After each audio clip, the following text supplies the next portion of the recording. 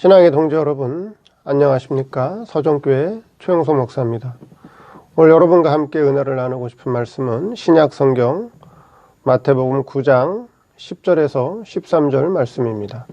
제가 본문을 봉독해 드리겠습니다. 예수께서 마태의 집에서 앉아 음식을 잡수실 때에 많은 세리와 죄인들이 와서 예수와 그 제자들과 함께 앉았더니 바리새인들이 보고 그 제자들에게 이르되 어찌하여 너희 선생은 세리와 죄인들과 함께 잡수시느냐. 예수께서 들으시고 이르시되 건강한 자에게는 의원이 쓸데없고 병든 자에게라야 쓸데있느니라. 너희는 가서 내가 긍휼을 원하고 제사를 원치 아니하노라 하신 뜻이 무엇인지 배우라. 내가 의인을 부르러 온 것이 아니요 죄인을 부르러 왔노라 하시니라. 예, 오늘 말씀 제목은 긍휼을 원하시는 예수님이라는 제목으로 말씀을 증거하도록 하겠습니다. 예, 오늘 본문 말씀에 나오는 역사적인 배경은 마태, 세리 마태의 집에서 일어나는 사건입니다. 예수님이 죄인들과 또 세리와 함께 마태의 집에서 음식 잡수시는 것을 본 세리들, 또 세례 요한의 제자들은 예수님의 행동을 이해하지 못하고 비판하고 있습니다. 자, 그래서 그들에게 하신 교훈이 있었는데 그 예수님께서 그들에게 하신 말씀을 통해서 오늘 우리에게 주시는 교훈이 무엇인지 한번 살펴보도록 하겠습니다. 첫째, 긍휼을 원하시는 예수님. 오늘 본문의 교훈의 대상은 누구냐? 세례 요한의 제자들과 바리새인입니다. 오늘 읽어드린 본문에는 물론 바리새인들이라고 나오지만 14절에 보니까 마태복음 9장 14절에 그때의 요한의 제자들이 예수께 나와 가로되 우리와 바리새인들은 금식하는데 어찌하여 당신의 제자들은 금식하지 아니하나이까. 그래서 지금 마태의 집에서 예수님께서 음식 잡수실 때에 처음에 나온 사람들은 바리새인들이고 물론 뒤에 나온 사람들은 세례 요한의 제자들이지만 그들 전체들, 그 사람들 세례 요한의 제자들과 바리새인 그 사람들 전체를 대상으로 지금 예수님께서 교훈하고 있다라고 하시는 거고요. 우리 예수님께서 말씀하시는 게 뭐냐 하면 내가 긍휼을 원한다 그렇게 말씀하고 있다는 거죠. 13절 말씀에. 자, 그럼 바리새인들은 어떤 사람들이죠? 바리새인들은 율법으로는 흠이 없는 자들입니다. 하나님의 율법을 아주 철저하게 잘 지키는 자들이고 하나님을 믿는 열심, 그 하나님을 믿는 열심은 누구에게도 뒤지지 않는 그런 아주 열심이 강한 자들이었다라고 하는 것이죠.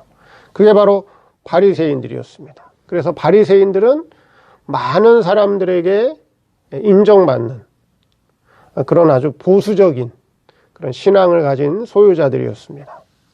그럼 세례 요한의 제자들은 또 어떤 자들이냐? 세례 요한의 제자들은 바리새인 가운데는 니고데모와 같은 그런 아주 신실한 사람도 있었지만은 많은 바리새인들의 그 신앙의 모습이 허례허식이고 외식적인 그런 신앙을 가진 자들이라고 그들의 신앙을 비판적인 입장에서 바라보는 자들이 바로 세례 요한의 제자들이었습니다. 그러니까 세례 요한의 제자들도 자기들 나름대로 하나님을 정말 열심으로 바르게 섬긴다고 자신들 스스로 자부하는 자들이었죠. 자, 정작 그런데 그들은 예수님께서 하시는 행동을 이해하지 못하고 비판하고 있다라고 하는 것이죠. 지금 예수님이 누구와 음식을 잡수고 계시죠? 세리 마태의 집에서 죄인들과 세리들과 함께 예수님이 음식 잡수시는 것을 세례 요한의 제자들과 바리새인들은 그 행동을 이해하지 못하고 비판하고 있는 입장이다 하는 것입니다. 그래서 우리 예수님께서 하신 말씀이 나는 긍휼을 원한다. 긍휼이라고 하는 의미가 뭘까요? 긍휼이라고 하는 그 단어의 뜻은 뭐죠? 긍휼을 쉬운 말로 하면 물론 사랑이라고 하는 뜻인데 그 의미를 들여다보니까 상대방의 고통과 상대방의 어려움을 이해하고 자신이 직접 그들이 겪는 고통과 어려움을 함께 겪고 그들을 도와주는 것이 바로 긍휼이라고 하는 그런 단어의 뜻입니다. 그러니까 예수님은 긍휼의 사랑을 가지고 이 땅에 오셨다라고 하는 것이죠. 그 예수님이 긍휼의 사랑을 가지고 이 땅에 오셨다는 건 뭐죠? 죄와 사망 아래서 고통받고 있는 하나님의 자녀들을 구원하기 위해서 성자 하나님이 친히 사람의 몸을 입고 이 땅에 내려오셔서 택한 자녀들이 당하는 고통과 그들의 어려움을 몸소 다 체험하시고 그들을 그 죄와 사망에서 구원해 주시기 위해서 이 땅에 오셨다라고 하는 것이죠. 그렇죠? 예수님은 긍휼의 사랑을 가지고 하나님의 자녀들을 구원하기 위해서, 구속해 주시기 위해서 이 땅에 오셨다라고 하는 것입니다. 그럼 저들에게 나는 긍휼을 원한다라고 하신 말씀은 어떤 의미가 되겠죠? 다른 사람들의 신앙의 상태를 이해해라. 다른 사람들의 입장을 이해하라 하는 거예요. 그렇죠? 상대방의 신앙의 상태, 그 다음에 상대방의 환경, 그 사람들의 입장을 어떻게 하라? 이해해서 그들을 이해해주고 그래서 어떻게 하라는 거죠? 그들과 함께 그들의 어려움, 그들이 받는 고통을 함께 경험하고 그들을 도와주는 입장. 그 이타적인 입장에서 뭐하라? 생활하라 하는 거예요. 이타적인 입장에서 신앙생활하라 하는 그런 말씀이 되겠죠. 나는 긍휼을 원한다는 그 말씀은요. 그러니까 저들은 율법은 잘 지키는데 하나님의 율법은 철저하게 지키고 하나님은 열심히 섬긴다라고 말은 하고 있지만, 그렇죠? 그 율법을 주신 하나님의 뜻을 깨닫지 못하고, 그 율법을 주신 하나님의 뜻을 깨닫지 못하고, 그 하나님의 긍휼의 사랑을 깨닫지 못하는 저들을 교훈하고 있다 하시는 거죠. 교훈하고 있다. 나는 긍휼을 원한다. 나는 제사를 원하는 것이 아니라 긍휼을 원한다. 그렇게 말씀하셨다는 것입니다. 두 번째, 긍휼이 빠진 제사는 원치 않는다. 긍휼이 빠진 제사는 원치 않는다는 거죠. 자, 제사 제도는 어디서 나왔죠? 율법에서 나온 거죠. 율법을 통해서 제사 제도가 나왔습니다. 그러니까 하나님께서 이스라엘 백성들에게 제사 제도를 왜 주셨나요? 하나님께서 이스라엘 백성의 제사 제도를 준 것은 저들이 지은 죄를, 그렇죠? 저들이 하나님 앞에 지은 죄를 제사 제도를 통해서 죄 씻음 받으라고 하나님께서 제사 제도를 주신 것이죠. 예. 그러면 그와 같이 율법과 제사 제도가 나온 그 근본이 어디서 나온 거예요? 근본이 어디서 나온 거죠? 바로 하나님의 사랑에서 나온 거다 하는 거예요. 하나님의 긍휼의 사랑에서 나온 거다 하는 거죠. 즉 율법이 나온 배경은 저들이 죄가 무엇인지도 모르고 악한 것이 무엇인지도 모르고 하나님의 뜻이 무엇인지 모르기 때문에 하나님의 뜻을 알지 못하고 저들이 생활하는 모든 것은 다 죄와 사망 아래서 고통 가운데 멸망에 빠지는 생활이라는 거죠. 그래서 저들에게 하나님께서 율법을 주심으로 말미암아 죄가 무엇이고 악한 것이 무엇이고 하나님의 뜻이 무엇이고 하나님이 싫어하시는 게 무엇이고 하나님이 좋아하시는 것이 무엇인가를 저들로 하여금 깨닫고 저들의 죄를 용서해 주기 위해서, 용서함 받기 위해서 제사 제도를 주셨다는 거죠. 그래서 율법을 주신, 그쵸? 그 율법의 근간이 어디서 나왔느냐 하는 거예요. 그쵸? 율법이라고 하는 것이 바로 하나님의 사랑에서 나온 것이 바로 율법이라고 하는 거예요. 하나님의 긍휼의 사랑. 하나님의 긍휼의 사랑. 죄와 사망 가운데서 고통받는 저들, 죄가 뭔지, 멸망이 뭔지, 사망이 뭔지도 모르는 저들을 불쌍히 여기셔서 저들의 저들을 죄 용서해 주시고 저들을 구속해 주기 위해서 하나님께서 율법과 제사제도를 줬다라고 하는 거예요. 사랑을 통해서 나온 것이 바로 제사제도라고 하는 거예요. 그렇죠? 예. 근데 예수님께서 하신 말씀이 나는 긍휼을 원하고 제사를 원치 않는다. 그렇게 말씀하셨다는 거죠. 그 말씀은 뭐예요? 긍휼이 빠진 제사는 내가 원치 않는다라고 하는 것. 제사 드리는 자체를 부정하시는 말씀이 아니라, 그렇죠? 예. 그 제사의 중심이 빠졌다라고 하는 거예요. 하나님의 법을 지키는 제사를 드리는 그 중심이 빠져버린 하나님의 그 사랑의 중심, 이 율법이 어디서 나왔는가? 이 제사제도를 하나님 왜 주셨는가라고 하는 그 긍휼의 사랑이 빠져버린, 그래서 의식과 제도만 지키는 제사를 우리 예수님은 원하지 않는다. 그렇게 말씀하시는 거라 하는 것입니다. 자, 우리 성도들이 주일날 교회에 와서 예배를 드리죠. 그렇죠? 예배를 드립니다. 우리가 하나님께 예배를 드리는 것은 하나님은 우리의 누구죠? 하나님은 우리의 주인이요. 하나님은 우리의 구주로 깨닫고 섬기는 행위입니다. 그 표시가 뭐예요? 주일을, 안식일을 거룩히 구별해서 지키는 것이 바로 예배 드리는 것입니다. 이 주일을, 안식일을 거룩히 구별해서 지키라고 하신 목적이 뭐예요? 그 목적이 뭐죠?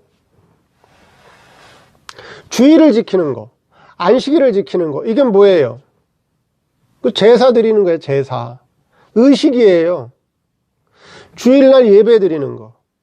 즉, 주일날 제사를 드리는 거. 구약으로 얘기하면 안식일에, 구약적인 배경으로 말씀드린다면 안식일에 제사를 드리는 거. 오늘날 주일날 예배 드리는 거는 뭐예요? 이거는 하나님의 율법을 지키는 거예요. 다른 말로 얘기하면 하나님의 율법을 지키는 거란 말이에요. 그렇죠? 하나님의 법, 율법을 지키는 게 주일을 지키는 거예요. 그럼 주일을, 안식일을 왜 구별해서 지키라고 했느냐 하는 거예요.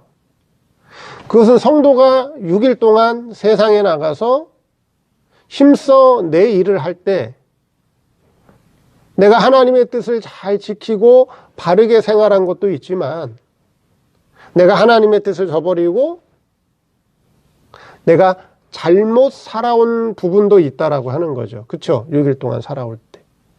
그럼 안식일을, 주일을 거룩히 지키라고 하는 것은 내가 6일 동안 잘못 살아온 것을 주일날 예배를 드리면서 자기가 잘못 살아온 것을 깨닫고 회개하여 고침을 받는 날이라고 하는 거예요. 고침받는 날이다 하는 거죠.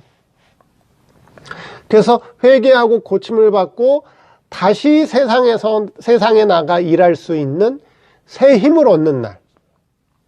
하나님의 은혜의 양식을 먹고 생명의 양식을 먹고 말씀의 새로운 깨우침을 통해서 은혜를 받은 후에 다시 세상에 나가서 일할 수 있는 힘을 받는 날이 바로 주일이에요. 그것이 안식일 지키는 거예요. 그렇죠? 그래서 주일날 예배를 드리고 주일을 지키는 것이 뭐예요?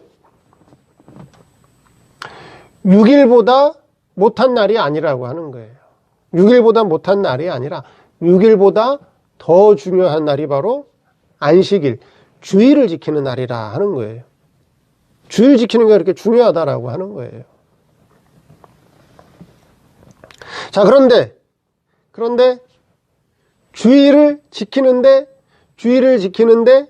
의식만 있고 형식만 있고 그 속에 내포되어 있는 주일을 주신, 안식일을 주신 하나님의 긍휼의 사랑을 빼버리면, 그쵸? 그것이 빠져버리면 뭐예요? 국률이 빠져버리는 주의를 지키는 것, 국률이 빠져버린 안식일을 지키는 것, 국률이 빠져버린 제사를 드리는 것을 주님은 원하지 않는다는 거죠. 그걸 원하지 않는다 하는 거예요. 그럼 주일날 성도들이 모이면 어떻게 해야 되는 거예요? 상대방의 신앙을 이해해주고, 그렇죠? 상대방의 신앙을 이해해주고, 그걸 감싸주고, 포용해주고, 허물이 있어도 덮어주고, 상대방이 참 어려운 입장에 있구나, 상대방이 힘든 입장에 있구나, 그 위로해주고, 힘이 돼주고, 포용해주고, 안아주고, 힘든 일 있으면 도와주고, 같이 하고, 그렇죠? 국률이 있어야 된다라고 하는 거예요. 사랑이 있어야 된다라고 하는 거예요. 사랑이 빠져버린, 하나님의 국률의 사랑이 빠져버린 그런 의식과 제도는 필요하지 않다라고 하는 거예요. 그 말씀을 하시고 있다는 거죠.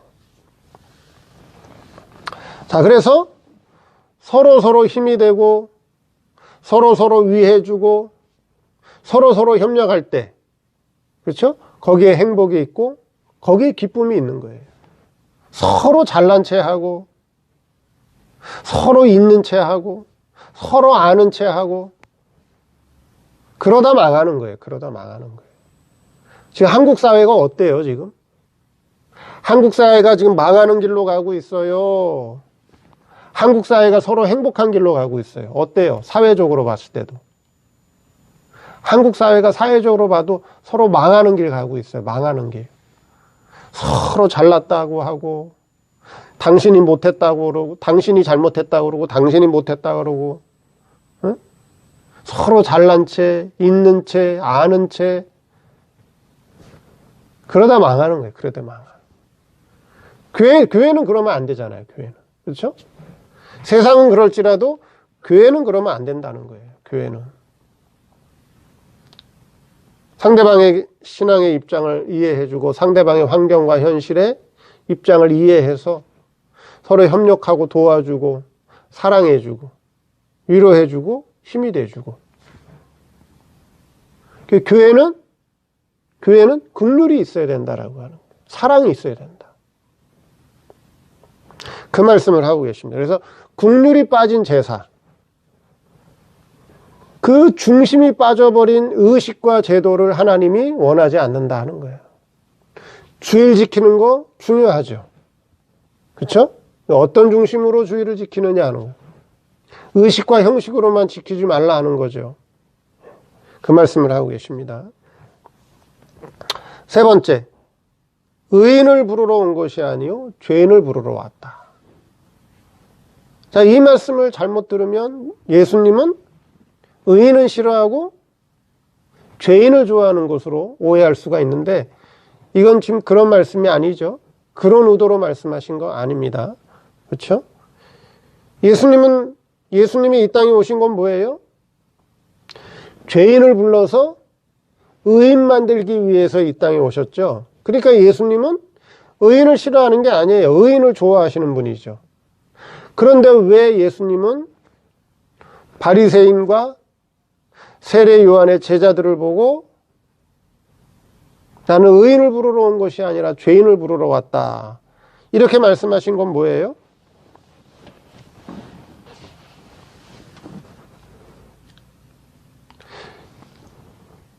자신들이 의인이 아닌데, 그렇죠? 자신들이 참 의인이 아닌데 의인으로 알고 있는 자들, 즉 자칭 의인들을 부르러 온 것이 아니다는 거죠. 자신들은 죄인이면서, 자신들은 더 큰 죄인이면서 의인으로 알고 있는 저들, 자칭 의인으로 알고 있는 저들을 부르러 온 것이 아니다, 그 말씀을 하시는 거죠. 예수님 앞에 모든 사람들은 다 뭐예요? 예수님 앞에 모든 사람들은 다 죄인이죠. 예수님 앞에 모든 사람들은 다 죄인입니다. 바리새인이 됐건 세례 요한의 제자가 됐건 예수님 앞에 모든 사람들은 다 죄인이라고 하는 거예요. 그렇죠? 그래서 예수님은 죄인을 불러서 의인 만들기 위해 이 땅에 오셨다라고 하는 거예요. 그런데 바리새인과 세례 요한의 제자들은 자신들을 뭘로 알고 있어요? 자신들을 의인으로 알고 있어요. 자신들을 자칭 의인으로 알고 있어요. 그러니까 자신들을 의인으로 알고 있다는 거죠. 죄인인데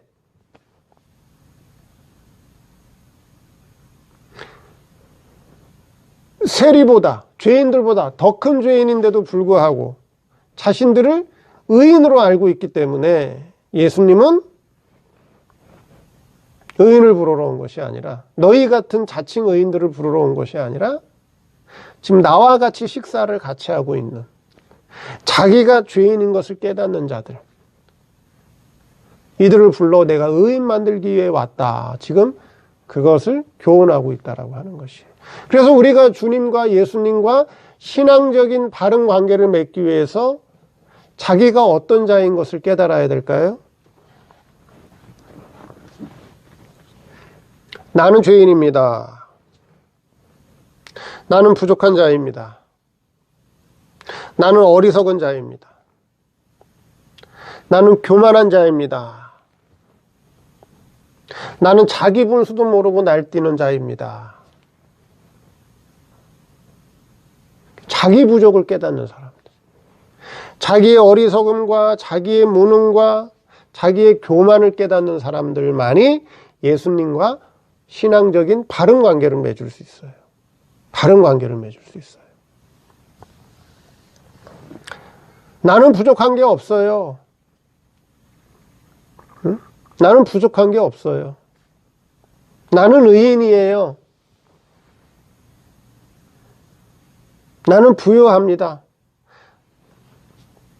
나는 세상에서 모든 것을 다 가지고 있습니다. 부족한 것이 없습니다. 그런 자들은 예수님과 바른 신앙적 생명적 관계를 맺을 수 없다는 거예요. 자기가 죄인인 줄 알아야 돼요. 자기가 부족한 자라는 걸 알아야 돼요. 내가 참 얼마나 무능하고 내가 참 얼마나 못난 사람인가. 내가 얼마나 무능한 사람인가. 내가 얼마나 무지한 사람인가. 내가 얼마나 교만한 사람인가. 내가 얼마나 자기 분수도 모르고 날뛰는 자인가. 그렇죠? 그걸 알아야, 그걸 깨달아야 돼. 그걸 깨달아야 돼. 그걸 깨달을 때만이 주님과 바른 생명적 관계를 맺을 수 있다 하는 것입니다. 그래서 예수님은 의인을 부르러 온 것이 아니요 죄인을 부르러 왔다. 그걸 말씀하시는 거예요. 이 말씀을 통해서 역사적으로 과거에 바리새인과 세례 요한의 제자들에게만 하신 말씀이 아니라 오늘을 살아가는 우리들에게도, 현재를 살아가는 우리들에게도 바리새인과 같은 부분이 없을까요? 세례 요한과 같은 부분이 내 안에 없을까요? 다 있어요. 다 있어요. 다 있다는 거예요. 그래서 우리 자신도 바리새인과 같은 부분, 세례 요한의 제자와 같은 부분들이 내 안에 아직 있다라고 하는 거예요. 자기 자신을 우리는 잘 볼 수 있어야 된다라고 하는 것이죠. 그래서 자기 자신을 바르게 보는 자만이 우리 예수님과 바른 생명적, 신앙적 관계를 맺을 수 있다 하는 것을 오늘 말씀드렸습니다. 감사합니다.